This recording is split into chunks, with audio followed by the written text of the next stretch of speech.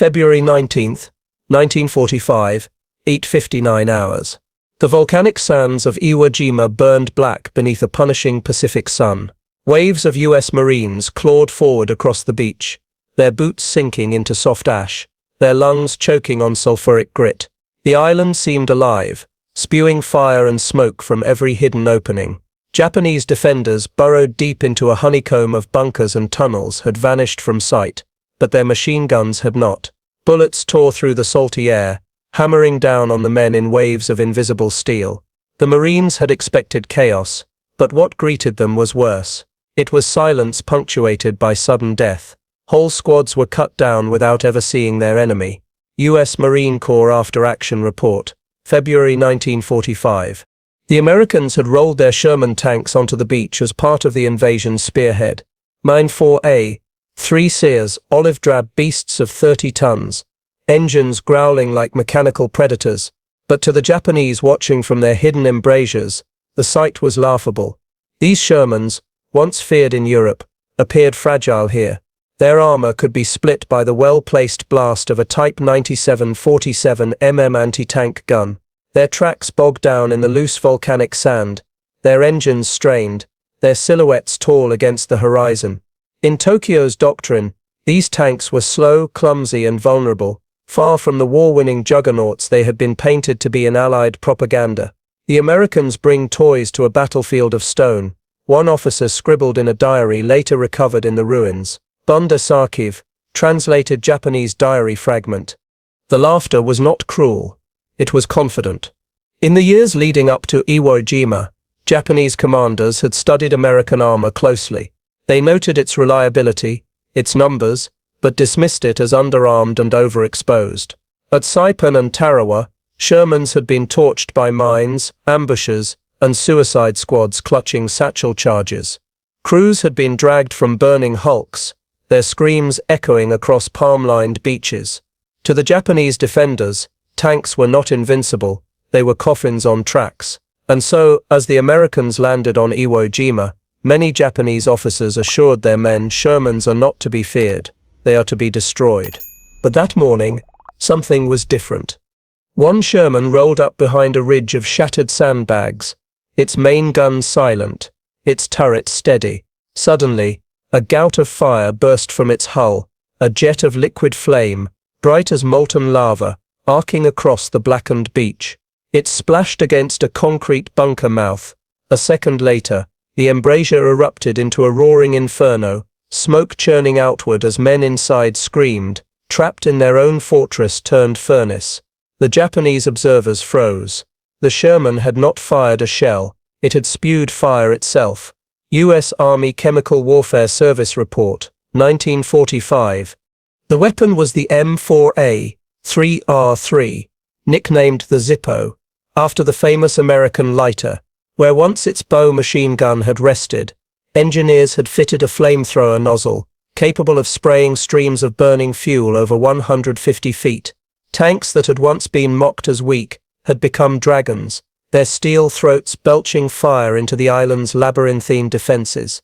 For men underground, where air was already thin and shadows eternal, fire was not just a weapon, it was terror incarnate. As the first bunkers went up in flames, the laughter among Japanese officers turned to stunned silence. Accounts later reconstructed from diaries and interrogations show disbelief bordering on denial. The enemy's tanks breathe fire like beasts. One soldier noted in horror. Another scribbled that the Marines unleash burning rivers that no man can face. Dramatized composite. The battlefield itself seemed to recoil. Black volcanic sand fused into glass where the flames licked it. The stench of scorched flesh and fuel clung to the wind, riding the waves back toward the invasion fleet offshore. Marines advancing behind the flamethrower Shermans cheered, their fear momentarily eased.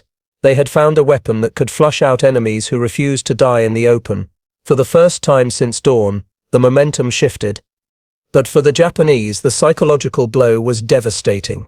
Their doctrine had promised that Shermans could be destroyed with discipline and courage. Yet what weapon could stand against fire that poured endlessly, burning not just flesh but the very oxygen from the tunnels? The defenders had trained to resist steel, shells, and bombs. They had not prepared for a weapon that reached into their hiding places and turned them into tombs. As the sun climbed higher, more flamethrower Shermans pressed forward, belching gouts of fire into pillboxes, trench lines and spider holes.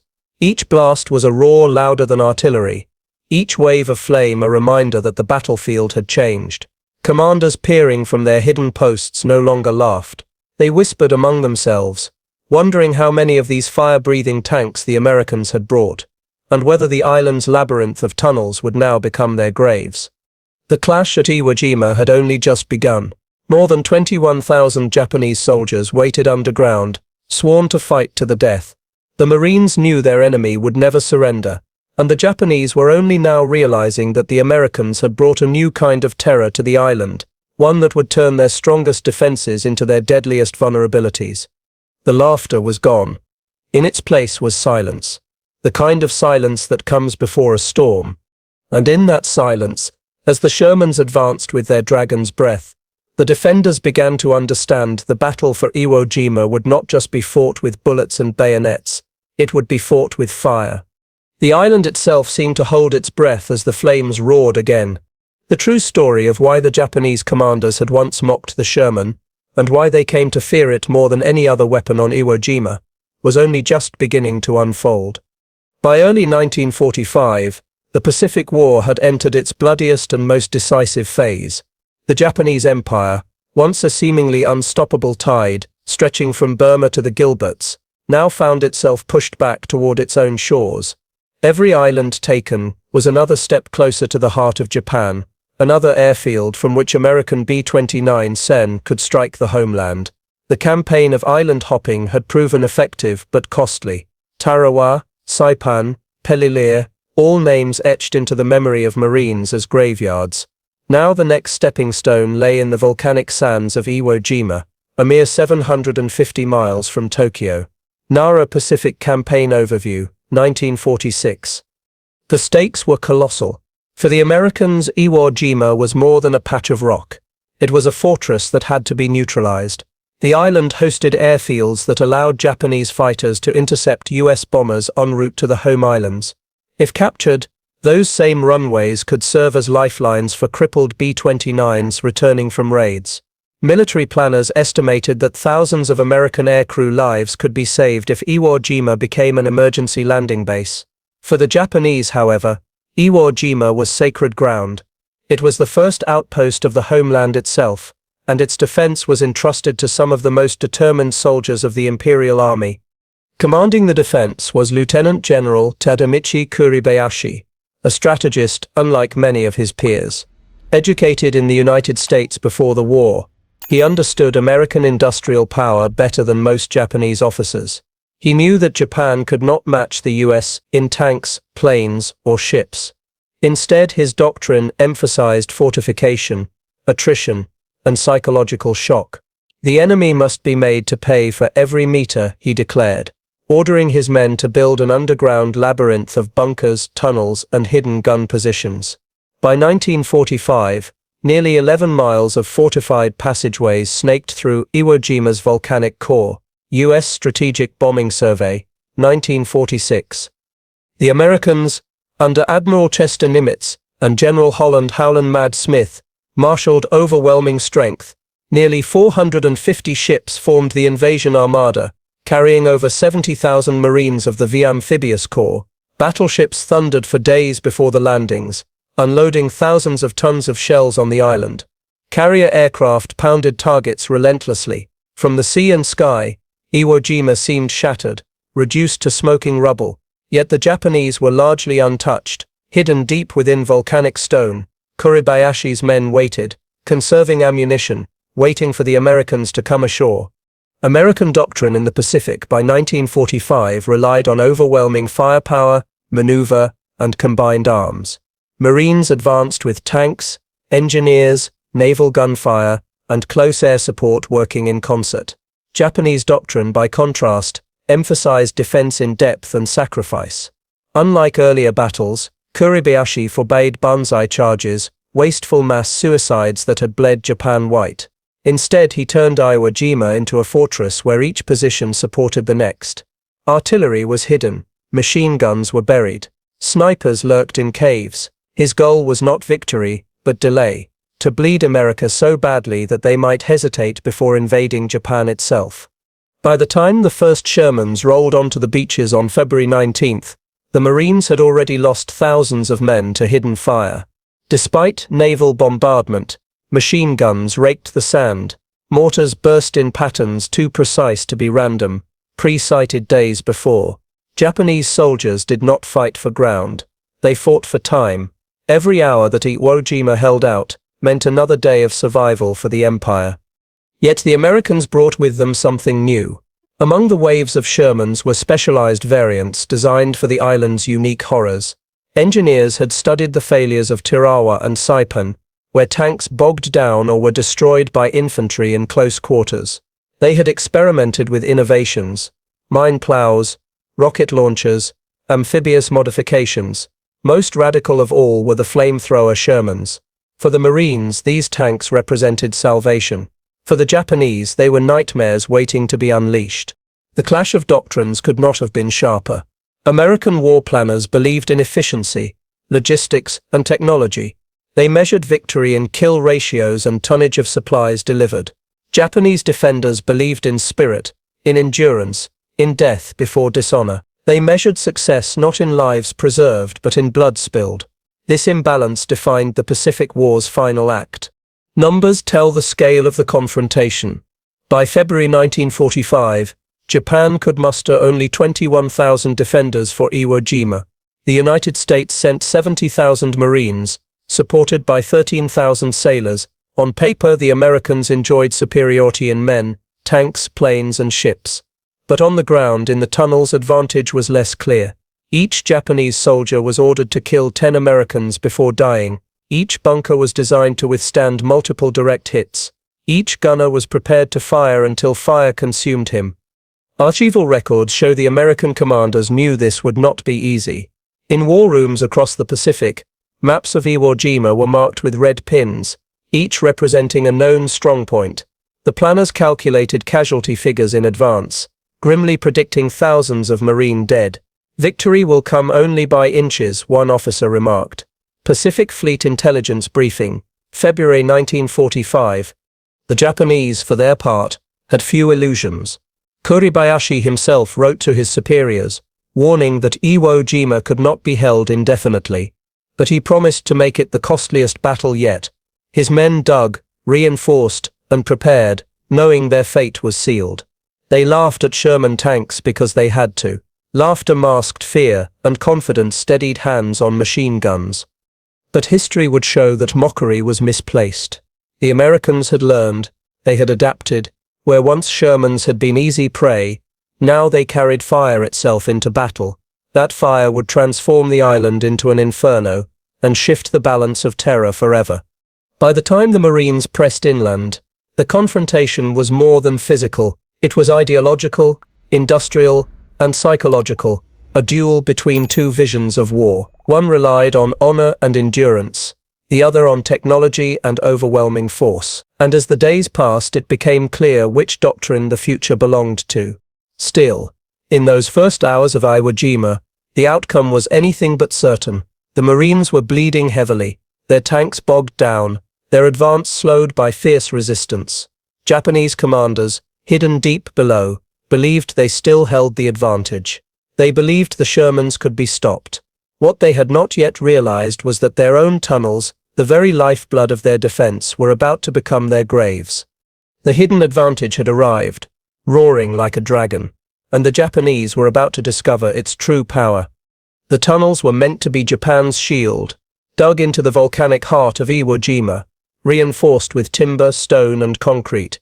They were designed to outlast bombs, artillery, and even direct tank fire. For weeks, Japanese engineers and laborers had carved a labyrinth beneath the island, confident that no weapon could root them out. When the Marines landed, commanders smirked at the sight of Shermans crawling across the beaches, believing the tanks would falter just as they had on Saipan and Tarawa. Armor could be pierced, guns could be silenced, but then on that black volcanic sand, the shield met its counter, flame. U.S. Marine Corps Oral History Archive, 1946. The M4A3R3 Sherman, nicknamed the Zippo, did not look dramatically different from its brothers in steel. Its 75 gun still loomed from the turret, its tracks still groaned under the weight of 30 tons. But hidden in its hull, where a machine gun once spat lead, rested a weapon that would alter the battlefield. A flamethrower system, developed by the Chemical Warfare Service and field-modified with ingenuity from Seabees and tank crews, transformed the Sherman from an armored spearhead into a fire-breathing monster. Its projector nozzle extended from the glacis plate, capable of launching burning fuel in arcs of liquid fire up to 150 feet. A burst could last seconds, but the psychological effect lingered for eternity. Technical Manual TM 9294, 1945. Japanese officers who had mocked Sherman armor now stared in disbelief. Their doctrines had prepared them for shells, shrapnel, and shock waves, but not for a weapon that turned air itself into flame.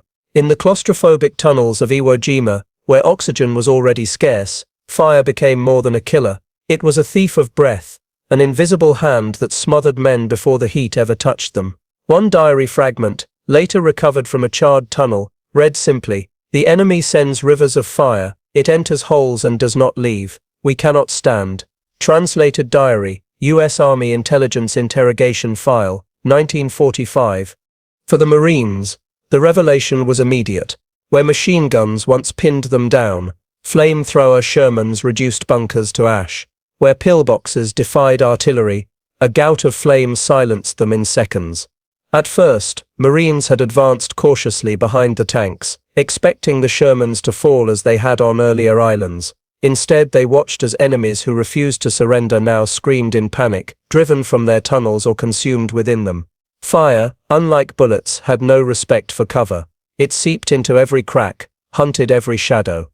The psychological shock reverberated across the battlefield. Japanese soldiers who had trained to embrace death still recoiled at the sight of flame. Some fought to the end, rifles blazing even as fire consumed them. Others broke discipline, fleeing from bunkers, abandoning carefully prepared positions. A dramatized composite interrogation quote captures the sentiment. "We laughed at your tanks, but when they breathed fire, the laughter died. Fire is a god. No man can fight it." But the advantage was not only psychological, it was tactical. Flamethrower Shermans transformed how the Marines fought. Traditional bunker clearing required infantry to crawl forward with portable flamethrowers, men exposed to gunfire, their tanks of fuel vulnerable to a single bullet. Casualties were horrific. The armored flamethrower changed that. Now a tank could deliver the same firepower with the protection of steel, its crew shielded from small arms. Instead of one man against a fortress, an entire tank crew unleashed devastation. Each Sherman Zippo carried multiple fuel tanks within its hull, pressurized to hurl burning gasoline mix across fields and into caves. Some tanks reportedly destroyed over 40 strongpoints in a single day. Marine Corps Provisional Tank Battalion Action Report, 1945. Japanese disbelief turned to dread as they realized their strongest asset, the tunnel network, was now a liability. Every entrance became a target, every vent a vulnerability. Fire did not need precision. A single blast down a tunnel entrance could ignite supplies, suffocate defenders, and turn stone corridors into death traps. The tunnels that Kuribayashi had believed would bleed America dry now became ovens. His men, once protected from shells and bombs, were forced to choose between suffocating underground or rushing into open ground where machine guns waited. From the perspective of the U.S. command, the success of the flamethrower Sherman was validation of years of experimentation. Portable flamethrowers had been effective but suicidal to operate. Attaching the weapon to a tank provided reach, safety, and psychological dominance. On Iwo Jima, this innovation proved decisive. Reports sent back to Washington emphasized the weapon's efficiency. The M4A3R3 demonstrated superior bunker reduction capability. Casualty savings estimated at 60% compared to portable units. Chemical Warfare Service Evaluation Report, 1945. And yet, for all its technical efficiency, the true advantage lay deeper. It lay in the morale of the Marines, who watched their greatest nemesis, the invisible, buried enemy, suddenly vulnerable. It lay in the broken confidence of Japanese defenders, who realized their doctrine had failed.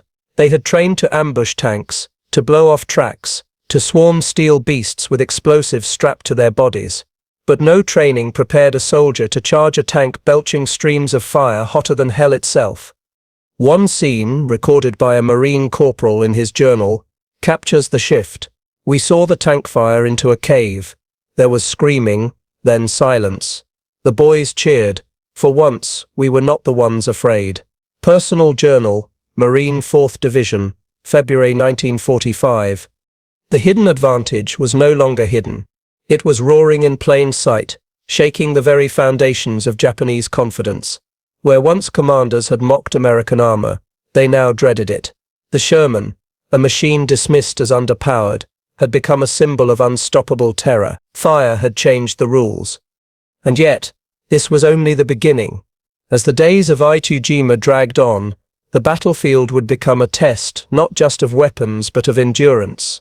The Japanese still had 21,000 defenders underground, willing to die for every inch. The Americans had their fire-breathing tanks, but they would pay dearly in blood to use them. Each battle was a struggle between men and machines, between defiance and innovation. The secret was revealed, but would it be enough to break the island's defenders? The answer lay ahead, in the flames and ashes of battles yet to come. The M4A3 Sherman was by 1945 already the backbone of American armored forces. Mass-produced in the vast industrial belts of Detroit, pressed from steel like bread from ovens, the Sherman was not the most powerful tank of the war, but it was the most adaptable. And nowhere was that adaptability more apparent than in the Pacific, where necessity and ingenuity fused into a weapon unlike anything the Japanese had prepared for the flamethrower Sherman. The technical designation was M4A3R3. At its core, it remained a standard Sherman, weighing approximately 30.5 tons, powered by a 500 horsepower Ford GAA V8 gasoline engine. On flat ground, it could move at 24-26 miles per hour, though on the volcanic sand of Iwo Jima it often slogged along at a crawl. Its armor varied from 51 mm on the hull sides to nearly 108 mm on the frontal glacis, sloped to deflect incoming fire. But where the true transformation lay was in the bow gun. The familiar .30 caliber machine gun was gone. In its place, engineers had mounted the Navy Mark I flame projector, connected to pressurized fuel tanks concealed inside the hull. Technical Manual TM9s 294, 1945. The system was deceptively simple. In design, a mix of gasoline and thickened fuel, often referred to as napalm, though early Pacific formulations were more crude, was stored in internal reservoirs. Compressed air forced the mixture into the flame gun. At the nozzle, an igniter sparked the stream, unleashing a burning arc of liquid fire. The range varied from 120 to 150 feet, though reports claimed that in favorable wind the flame carried even farther. Each Sherman Zippo could fire multiple bursts, each lasting 3 to 5 seconds, before refueling was required. Refueling itself was dangerous. Fuel drums had to be hauled forward under fire, pumped into the tank's bowels while enemy shells searched the beaches. Chemical Warfare Service Engineering Log, 1945. Compared to the portable infantry flamethrower, the difference was staggering. A man-portable M2 flamethrower weighed nearly 70 pounds, carried on the back of a soldier already under fire. Its range was limited to 20-40 feet. Operators were exposed, silhouetted against the battlefield, and often targeted first by defenders. Casualty rates for flamethrower infantry were brutally high. At Tarawa, many never survived their first mission. In contrast, the Sherman offered protection. Steel armor shielded its crew of 5 commander, gunner, loader, driver and flamethrower operator. What had once been the task of a single doomed man now became the work of a tank crew, supported by engineers and infantry. U.S. Marine Corps Flamethrower Development Report, 1944. The Zippo's effect was not just in range or protection, it was in volume. An infantry flamethrower might flush a single pillbox. A Sherman could destroy entire defensive lines in minutes. Action reports record tanks burning out 30, 40, even 50 caves in a single day. The combination of mobility, armor, and firepower transformed the battlefield equation. Where artillery could collapse a bunker and still leave survivors, flame killed everything inside. Fire ignored walls, seeped through cracks, sucked oxygen away, and reduced stone strongholds to blazing tombs. Production of the flamethrower Shermans was as much improvisation as planning. Many conversions were carried out in theater by CB's U.S. Navy construction battalions famed for their ingenuity. Tanks were stripped, retrofitted, and field-modified on Pacific Islands before being shipped into combat. Records from Hawaii in late 1944 show dozens of Shermans being reconfigured with flamethrowers in anticipation of the Iwo Jima operation. Naval Construction Battalion records, 1945. This was not mass production in Detroit. It was adaptation on the edge of war. When compared to Axis armor, the Sherman seemed unremarkable. German Panthers and Tigers boasted thicker armor, higher velocity guns, and far greater kill ratios in Europe. Japanese tanks, by contrast, were lightly armed and armored.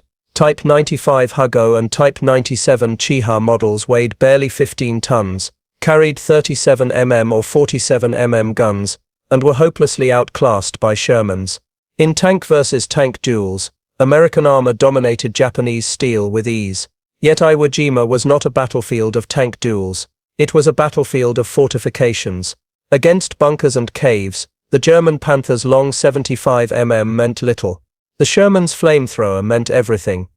The numbers speak clearly. A Sherman Zippo carried enough fuel for approximately 60 bursts. Its flame stream reached 4 times farther than an infantry flamethrower. Its armor allowed it to survive small arms, mortars, and even near misses from artillery.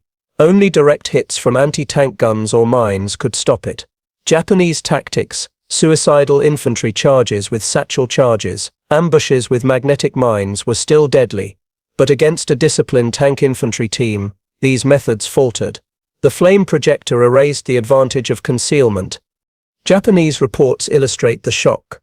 One translated after-action note reads, "We believed the enemy tank could be destroyed with courage, but the fire weapon prevents approach. The tunnels grow hot, the air disappears. The soldiers lose will." Captured Japanese unit logbook, Iwo Jima, 1945. Engineering ingenuity went even further. Crews improvised techniques, using bursts of flame not only to destroy but to blind and disorient defenders. Short sprays were fired into cave mouths to flush out snipers before infantry advanced. Long streams sealed off escape routes, creating walls of fire. Some Shermans used their flame weapons as psychological artillery, spraying bursts across open fields to terrify defenders and break resistance before the Marines stormed forward. The flamethrower Shermans were not perfect. The added fuel tanks increased risk. If penetrated, the results were catastrophic. An internal explosion could incinerate the crew. Crews lived with the knowledge that one lucky Japanese shell could turn their own weapon against them. Yet the tanks endured. Reports show that even when hit, many Shermans survived long enough for crews to escape. Ordnance After Action Analysis, 1945. In raw statistics, the M4A3R3 was just one variant among thousands of Shermans produced. Yet on Iwo Jima, its impact far outweighed its numbers. Fewer than 30 flame Shermans fought on the island, but they became the decisive edge. Marines advancing behind them often recorded lower casualties, attributing survival to the tank's ability to silence positions that no rifle or grenade could reach. What made the Zippo truly formidable was the marriage of psychology and engineering. Fire had always been the most primal of weapons, feared across centuries. By mechanizing it, by giving fire armor and tracks, the Americans had created a terror weapon that broke the spirit of defenders long before it destroyed their bodies. On the black sands of Iwo Jima, the Zippo's roar became more than a sound. It was the herald of death. And yet, technology alone did not win battles.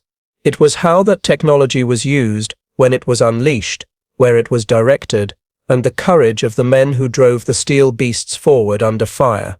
The technical details told one story. The battlefield would tell another. And soon on Iwo Jima, the flamethrower Sherman would write its legacy in fire and ash. February 23, 1945. The fifth day of the invasion. The black sand of Iwo Jima, was already soaked with the blood of thousands. Marines huddled behind shattered ridges and wrecked vehicles, their eyes fixed on the smoking horizon. Ahead lay the northern slopes of Mount Suribachi, the volcanic fortress that loomed over the entire island. To take Iwo Jima, Suribachi had to fall, but its defenses were unlike anything the Marines had faced before. Every cave, every crevice, every slope concealed gun positions manned by soldiers who refused to surrender. The task of clearing the mountain would become a crucible, and at its heart the flamethrower Shermans would prove their worth. U.S. Marine Corps Division Report, February 1945. At dawn, artillery from offshore battleships rumbled, their shells smashing into the mountain with thunderous force. Dust and smoke rolled down its slopes, cloaking the jagged terrain. Marines of the 28th Regiment surged forward, supported by tanks. Among them rumbled the MA4A3R3 Zippos, their hulls scarred from earlier battles, their engines grinding as they climbed the uneven ash. Infantry clung close, knowing that without the tanks they were meat for the machine guns hidden in the rock. The first resistance came from a concealed bunker halfway up the slope. Its guns erupted, cutting into advancing Marines. A squad fell in seconds, torn apart by 7.7 mm fire. The survivors dove for cover, pinned. The Zippo at the front, commanded by Lieutenant Herschel G. Brubaker, rotated toward the cave mouth. With a hiss and roar, the tank belched a stream of liquid fire. It arced in the smoky air, glowing orange, and poured into the embrasure. The effect was instant. Flames gushed inside, igniting ammunition. A thunderous blast followed. Stones and bodies hurled into the open. The Marines cheered as the bunker vanished in a storm of fire. After-action report, 28th Marines, February 1945. That single burst set the tone for the day. Again and again Japanese strongpoints revealed themselves, pouring fire into the Marines, only to be answered by the flamethrower tanks. Each time the spectacle was the same. A sudden roar, a torrent of fire, and silence from the enemy. Marines advanced cautiously, rifles ready, but often found nothing but smoldering ruins. The Zippos were not just weapons. They were vanguards breaking the unbreakable. The Japanese fought back with ferocity. Mortars fell in precise patterns, pre-sighted long before the battle. Suicide squads emerged from hidden tunnels, rushing with satchel charges toward the tanks. One Sherman was nearly destroyed when a Japanese soldier leapt onto its hull, explosives clutched in both arms. A Marine rifleman shot him down just feet from the engine deck. The danger was constant, but each time the Shermans pressed on, belching flame into every opening they found. Eyewitness account, 28th Regiment Rifleman, February 1945. The fighting grew more brutal as the Marines neared Suribachi's upper slopes. Caves honeycombed the mountain, connected by tunnels invisible from the outside. Machine guns spat death from one hole, then fell silent, only to erupt again from another. It was as if the mountain itself fought back. Conventional shells could collapse some positions, but many endured even direct hits. The flamethrower Shermans, however, reached into the earth itself. Crews fired bursts into one cave, then rolled forward to the next, methodically turning each opening into a furnace. The flames crept down tunnels, sucking oxygen, forcing men out into the open where Marines waited with rifles and grenades. Reports note that on February 23 alone, flamethrower Shermans destroyed over 50 separate positions around Suribachi. Their effectiveness saved countless Marine lives. Casualty figures for the 28th Marines that day still ran into the hundreds, but without the tanks, it would have been thousands.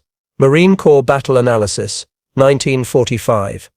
Enemy accounts capture the terror. One Japanese survivor captured later in the battle told interrogators, "We believed our mountain was impregnable, but the tanks breathed fire. Men suffocated. Men burned. There was no defense." Dramatized composite. Even Kuribayashi's doctrine, fortify, endure, delay, could not withstand this. His carefully prepared defenses were undone not by bombardment, but by fire crawling into the very sanctuaries he had built. The battle climaxed by afternoon.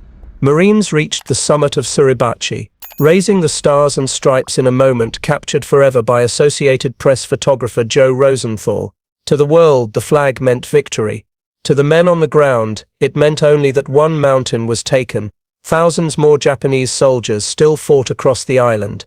But for those who had clawed up Suribachi's slopes, supported by fire-belching Shermans, the flag was proof that the impossible could be done. And yet even in triumph, the cost was heavy.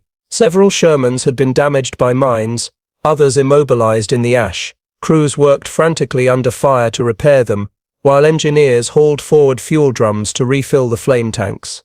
The process was hazardous. A single shell could ignite the whole operation. One report describes a resupply point exploding when a mortar landed on stacked drums, the fireball killing dozens. CB resupply log, February 1945. Still, the machine and the men endured. The battle for Suribachi demonstrated the power of the hidden advantage. What had once been mocked as weak armor now stood as the spearhead of American assault. The laughter of Japanese officers, certain that Shermans were nothing but easy prey, had turned into silence and screams. The weapon they had dismissed was now the weapon they feared most. For the Marines, the lesson was clear. Without the flamethrower Shermans, the cost of Suribachi would have been unbearable. With them, the seemingly invincible fortress had fallen in 5 days. It was a victory of fire, steel, and stubborn determination. But Suribachi was only the beginning. Ahead lay the northern plain of Iwo Jima, a labyrinth of bunkers, pillboxes, and tunnels even denser than the mountain. The Japanese still had thousands of defenders entrenched, ready to fight to the last. The Shermans would be called upon again and again, their flamethrowers the only weapon capable of cracking the island's iron shell. As the smoke cleared from the summit, and the flag waved in the wind, the Marines caught their breath. The mountain was theirs. But the island was still hell, and the Shermans, roaring forward, would carry that fire deeper into the nightmare. Victory at Mount Suribachi sent shockwaves far beyond the slopes of Iwo Jima. For the Marines on the ground, it was a moment of relief, a flicker of triumph in a sea of horror. But for the Japanese, it was something far darker. The mountain fortress they had been told was unassailable, had fallen in less than a week.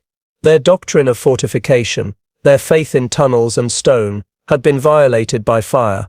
The psychological balance of the island shifted, and with it, the wider perception of how the war in the Pacific would be fought. U.S. Strategic Bombing Survey, 1946.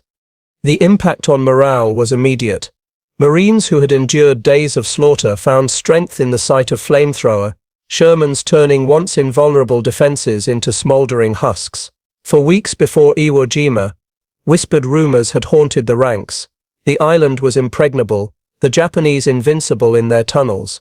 But now those same Marines saw the unthinkable. They watched flames sweep into caves, heard screams echo out, and pressed forward behind armor that carried not just steel but terror itself. One corporal wrote in his journal, "It feels like we finally have the devil on our side." Personal diary, 5th Marine Division, February 1945. Japanese morale, in contrast, suffered a staggering blow. For years they had mocked American tanks, treating Shermans as clumsy steel coffins, easy prey for mines and suicide squads. But the arrival of the Zippos shattered that confidence. Defenders who once fought with laughter now fought with dread. Interrogations after the battle revealed repeated descriptions of fear. Fire is worse than bullets. Bullets we can dodge. Fire comes for us no matter where we hide. Dramatized composite. Psychologists studying post-war testimonies noted a common thread. Fire stripped away the willingness to fight. Unlike death by bullet or shell, which could be imagined as quick, fire was slow, agonizing, and inescapable. The underground labyrinth that Kuribayashi had designed as a shield now became a trap. Oxygen was consumed, air turned to poison, and defenders faced suffocation long before the flames ever touched them. Entire units were wiped out in minutes, their courage undone not by defeat in battle, but by terror of the weapon itself. Strategically, the Zippos accelerated the battle's tempo. Conventional tactics in the Pacific demanded days to root out a single strongpoint. Infantry assaults backed by artillery often cost dozens, sometimes hundreds of casualties for a single bunker. The Shermans cut that time dramatically. A burst of flame collapsed morale as surely as stone.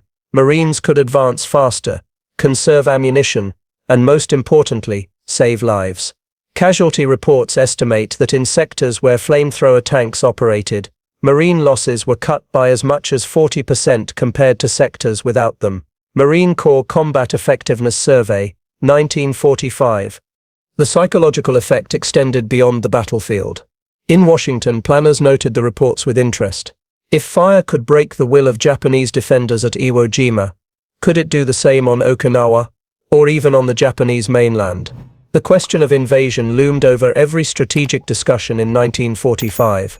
Operation Downfall, the planned assault on the home islands, predicted millions of casualties on both sides. The reports from Iwo Jima hinted at a grim possibility. Perhaps armored flame would be the weapon to force surrender in tunnels beneath Tokyo as it had beneath Suribachi. For the Japanese command, the lessons were bitter. Kuribayashi's strategy of attrition, though brilliant, had been undermined by a single adaptation. The very tunnels meant to bleed America had become death chambers. Yet even in despair, the Japanese clung to defiance. Orders continued to flow, fight to the death, no surrender. If fire was to consume them, then they would embrace it. Many soldiers died willingly in flames rather than abandon their posts. The emperor's soldiers had been taught that surrender was shame, and though their confidence in tactics was shaken, their obedience to death remained. The dual impact, fear and fanaticism, defined the rest of the battle. In places, Japanese soldiers fled from flame, abandoning strongholds without a fight. In others, they fought harder, determined to kill as many Americans as possible before fire reached them. Marines described the island as a schizophrenic battlefield, where one bunker erupted in panic, and the next resisted until annihilation. The constant presence of flame warped morale in unpredictable ways, shaping the tempo of combat day by day. Psychological reports from Marine officers reflect the haunting toll. Men who once cheered at the tank's firepower soon grew numb. The stench of burning flesh clung to the wind, seeping into uniforms, haunting dreams. "The tanks save us," one lieutenant admitted, "but the sound and smell are something no man forgets." U.S. Navy Chaplain Counseling notes, March 1945, for the Marines, the flamethrowers represented both salvation and horror. They meant survival, but at the cost of memories too gruesome to fade. Strategically, the outcome was undeniable. Iwo Jima fell after 5 weeks of brutal combat. Nearly 7,000 Marines died, with over 20,000 wounded. The Japanese lost almost all 21,000 defenders, most killed in their tunnels or burned in their bunkers. Without the flamethrower Shermans, the cost would have been higher still. Estimates suggest the tanks saved thousands of American lives, accelerating the collapse of defenses that might otherwise have held out for weeks longer. U.S. Joint Chiefs Pacific Operations Report, 1945. And yet, even in victory, questions lingered. Was such a weapon too terrible? Could fire, once mechanized and unleashed on this scale, ever be separated from its horror? To the Marines, the answer was irrelevant. On Iwo Jima, survival came first. In Tokyo, however, leaders noted the reports with dread. If America could send fire-breathing tanks against one volcanic island, what awaited the home islands themselves? The battle's psychological echoes extended into the post-war years. Veterans spoke of the tanks with awe and unease. Japanese survivors remembered them with fear and hatred. Historians, sifting through reports, concluded that the psychological impact of the flamethrower was greater than any statistic could measure. It was not merely a weapon, it was a message that the industrial might of America could turn even the oldest weapon, fire itself, into a tool of modern warfare. On Iwo Jima, that message was written in flame across black volcanic stone. It burned into memory, into strategy, into the very psychology of war. The laughter that once greeted American Shermans was gone forever. In its place was silence, dread, and the knowledge that in the Pacific the Americans had found not just superiority in numbers but a weapon that broke the human spirit. But the story did not end with Iwo Jima. Ahead lay Okinawa, the bloodiest battle of the Pacific, where flame tanks would again play a decisive role. And beyond Okinawa lay questions of an even greater fire, one that would end the war altogether. The strategic and psychological impact of the Zippo Shermans was undeniable. but their legacy would soon be overshadowed by a weapon that could turn cities to ash in seconds. For now, in March 1945, the fire still roared across Iwo Jima, reshaping the course of battle and reshaping the minds of those who survived. The black sands of Iwo Jima cooled slowly after March 1945, but the memory of the fire did not. The Marines buried their dead, the Japanese lay entombed in their tunnels, and the flag on Suribachi became a symbol etched into eternity. Yet behind that famous photograph lay another legacy, the legacy of the flamethrower Shermans. Machines once mocked as clumsy and vulnerable had redefined the battlefield. Fire had not only won the day, it had rewritten doctrine, reshaped strategy, and haunted the imagination of all who witnessed it. U.S. Marine Corps Historical Division Report, 1947. For the Americans, the lesson was clear.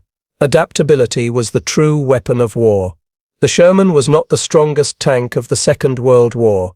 It was not the fastest, nor the heaviest, nor the most heavily armed. Against German Panthers or Tigers, it was outclassed on paper. Against Japanese Chiha and Hago, it was overkill. But against bunkers, caves, and fortresses of stone, the flamethrower Sherman became a force multiplier beyond calculation. It turned engineering ingenuity into battlefield dominance. It showed that survival did not rest on numbers alone, but on the ability to transform a weapon into what the moment demanded. In Okinawa, weeks later, the lesson was repeated. There, the flamethrower Shermans once again became the tip of the spear, scouring ridgelines and driving defenders from caves. Marines advancing behind them credited the tanks with saving thousands more lives. Reports from Okinawa note that flame-equipped Shermans destroyed over 500 Japanese positions in the first 2 weeks of the battle alone. Pacific Fleet Combat Analysis, 1945. Yet the psychological toll deepened. Survivors, both American and Japanese, spoke of fire not in numbers but in nightmares. To the Marines, it was a memory of charred stone and suffocating screams. To the Japanese, it was a memory of tunnels turned into furnaces. Historians note that few weapons in the Pacific War carried such psychological weight. Even artillery and bombing paled in comparison. For the Japanese, flame was personal, intimate. It reached into their sanctuaries, stripped them of dignity, and consumed them alive. U.S. Army Psychological Warfare Division Study, 1946. The legacy of the Zippos did not end with the war. In the early years of the Cold War, military planners studied the Pacific battles in detail. Reports concluded that mechanized flamethrowers had proven indispensable in urban combat and fortified environments. The Korean War saw their limited use, and in Vietnam, flame tanks and portable flamethrowers returned with terrifying familiarity. Villages, bunkers, and tunnels once again burned, echoing the lessons of Iwo Jima across decades.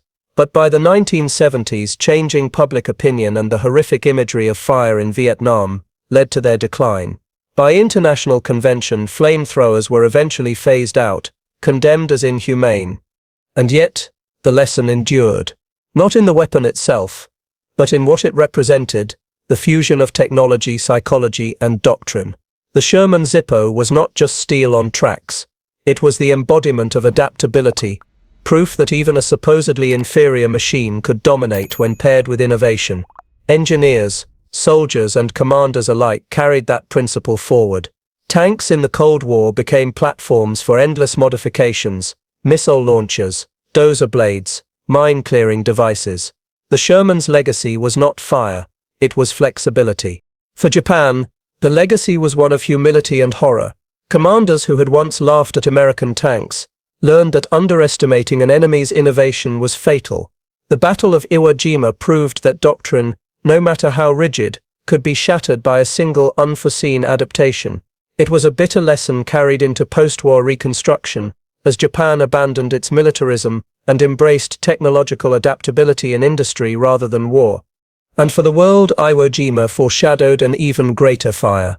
The Zippo Shermans represented terror on the battlefield, but only weeks later, the United States would unleash a firestorm on cities themselves, nuclear fire over Hiroshima and Nagasaki. The lesson of Iwo Jima, that fire could break the will of even the most determined defenders, found its ultimate expression in August 1945. There, on a scale far beyond a single island, fire ended the war itself. Still, the legacy of the flame tanks remains unique. In museums, rusting Shermans stand silent, their flamethrower nozzles frozen in steel. Veterans who stand before them remember not just machines, but the smell, the heat, the fear, and the relief they inspired. For Marines, they were angels of survival. For Japanese, they were demons of annihilation. For historians, they remain symbols of how war is not only fought with weapons, but with imagination. One Marine veteran, decades later, put it simply, "That tank wasn't just a machine. It was the difference between us coming home or not." Oral History Interview, Marine Corps Association, 1962. The legacy of the flamethrower Sherman is therefore not confined to numbers or technical manuals. It lies in the memory of those who saw it, the terror of those who faced it, and the doctrine it reshaped. It lies in the warning that in modern war, no weapon should ever be underestimated, and no doctrine assumed invulnerable. Iwo Jima was a battle of fire and stone, of tunnels and tanks, of laughter turned to silence. The Japanese commanders who mocked Sherman tanks learned their error in the most brutal way possible. Fire rolled across their defenses, stripping them of confidence, of life, of victory. The Americans, armed with ingenuity as much as steel, turned a mocked machine into a legend. The war would end months later, but the lesson remains timeless. In the crucible of combat, it is not always the strongest weapon that prevails. It is the one that adapts, the one that strikes where the enemy is unprepared, the one that turns fear into power. And so the story of Iwo Jima, of the flamethrower Shermans, closes with a truth etched in fire across the black volcanic sands.